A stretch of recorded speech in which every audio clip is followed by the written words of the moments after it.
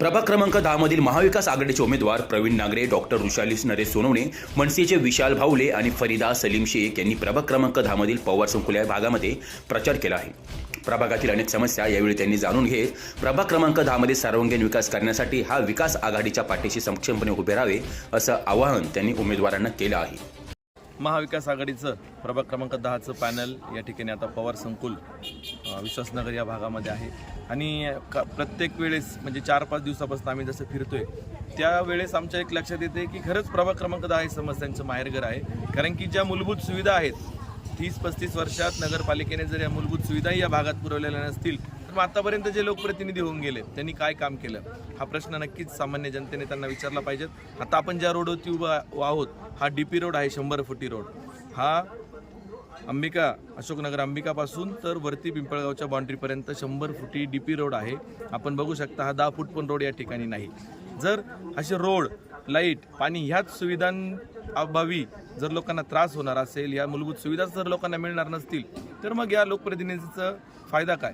म्हणूनच तर प्रभाग क्रमांक 10 हे समस्यांचे माहेरघर आहे आणि हा आमचा लढा जो आहे प्रभाग क्रमांक 10चा हा परिवर्तनासाठी आहे।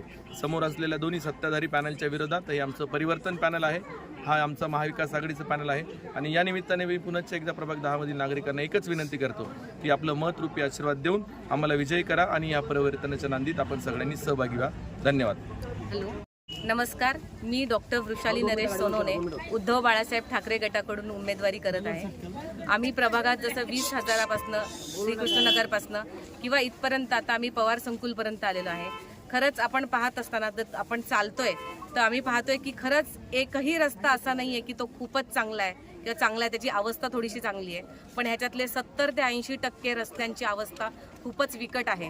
आज आपण इथे सुद्धा ह्या ठिकाणी पाहिलं असेल तर ड्रेनेज लाईन, तुम्ही पाणी नंतर शूट करा तर ते पाणी तिथे आहे, म्हणजे प्रत्येक ठिकाणी ड्रेनेज लाईनचा प्रॉब्लेम आहे, रस्त्याचा प्रॉब्लेम आहे किंवा लाईट कुठे कुठे ठिकाणी अंधार आहे। तर मला हे म्हणायचं आहे की आपण अजूनही मूलभूत गरजांमध्ये अडकलेलो आहे। लोकांचे घरं, लोक प्रगत झालेले आहेत, लोकांचा एज्युकेशन घेऊन विकास होत आहे, पण त्या अनुषंगाने जे आपल्या मूलभूत गरजा आहे, आपले जे नगर जे सुशोभीकरण व्हायला पाहिजे ते अजिबात झालेलं नाहीये। आमचा पॅनल अगदी सुशिक्षित पॅनल आहे, तर आमचा मानस आहे की आपण नुसतंच रस्ते, रोड, लाईट, पाण्याच्या पलीकडे जाऊन आपण जनतेसाठी काहीतरी करायला हवे। म्हणजे ह्या प्रभागात आता संख्या वाढतीये, लोक इथे रहदारी खूप वाढलेली आहे, रहिवासी खूप वाढलेले आहे, ह्या अनुषंगाने कोणताच विकास झालेला नाहीये। ना मुलांसाठी क्रीडांगण झालेलं आहे, ना महिलांसाठी रोजगार उपलब्ध करून दिलेला आहे। युवक तर आपण पाहतोय गल्लोगल्ली असेच मोकळे फिरत आहेत, त्याच्यामुळे गुन्हेगारी खूप वाढत आहे आणि त्या पलीकडे सुद्धा लोक आम्हाला हे सांगता येते की रस्ता, रोड, लाईट, पाणी थोडं नंतर झालं तरी चालेल, पण गुन्हेगारी कमी झालं पाहिजे। आपण पाहतोय की आपला जो प्रभाग आहे तो मी वारंवार बोलते की MIDCला लगत आहे, तर हे नगरसेवकाचं कर्तव्य आहे की त्यांच्या प्रयत्नातून इथे युवकांना रोजगार मिळाला पाहिजे, महिलांना रोजगार मिळाला पाहिजे। आणि विषय राहिला की हा ट्रॅफिकचा, आपण पाहत असाल जे बॉटलनेक तयार झाले आपल्या अक्षरशः मार्केटच्या इथे, अशोकनगर मार्केटच्या इथे, तर त्या ठिकाणी रिंग रोडचा प्रस्ताव आम्ही मांडलेला आहे, पण तो आम्ही प्रयत्नातून तो करून आणू आणि जे वॉकवे तिथे झालेला पाहिजे। असे अनेक प्रॉब्लेम्स आहे। आरोग्य चांगलं नाही आहे, आरोग्य केंद्रात आपल्या ज्या टेस्ट सांगितल्या जातात, आता मी डॉक्टर असल्यामुळे सांगते की आम्ही काही इन्व्हेस्टिगेशन करत असताना आपण सांगतो सोनोग्राफी करा किंवा CT स्कॅन करा, तर तिथे त्या गोष्टी असल्या पाहिजे आणि त्या अनुषंगाने आमचा पॅनल मग आरोग्याचा असेल, ट्रॅफिकचा असेल किंवा इतर गोष्टी असेल, आम्ही प्रयत्नशील राहू, एवढंच बोलते आणि थांबते। जय हिंद, जय महाराष्ट्र। मी विशाल संपत भावले, महाराष्ट्र नवनिर्माण सेना ड गट अनुक्रमांक 4 असं आहे। तर मी नागरिकांना एक आवाहन करेल, अशोकनगरमधील आणि सगळ्या म्हणजे प्रभाग 10 मधील नागरिकांना मी आवाहन करेल की त्यांनी 15 तारखेला पूर्ण पॅनलला मतदान करून विजयी करायचं आहे।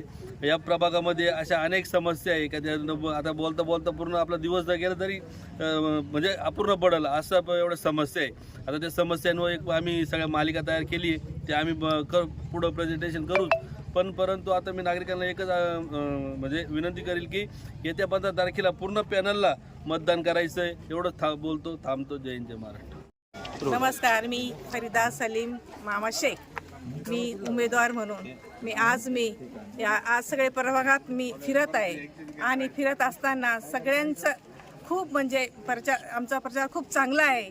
चांगलं असून आम्ही सगळीकडे आम्हाला औक्षण करता और आम्हाला सगळे सांगता तुम्हाला काही टेन्शन नाही, आम्ही तुम्हाला सहकार्य करू, तुम्ही आमचे कामं करा. आम्ही आश्वासन दिले, आम्ही सगळे कामं करू शकणार आहे, तुम्ही फक्त आम्हाला मतदान करा म्हणून असं आम्ही बोलतात. चाललो ते नाही पाहत आहे, रस्ते काही चांगले नाही आहे, काही रस्ते खराब आहे, काही काय कुठे कुठे लाईटी नाही आहे, कुठे कुठे पाण्याचा प्रश्न नाही आहे, कुठे कुठे काही रोडचे काही कामं झालेलं नाही आहे.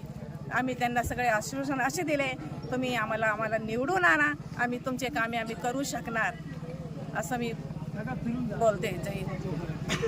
तुषार ढेपले, अटल न्यूज, नाशिक.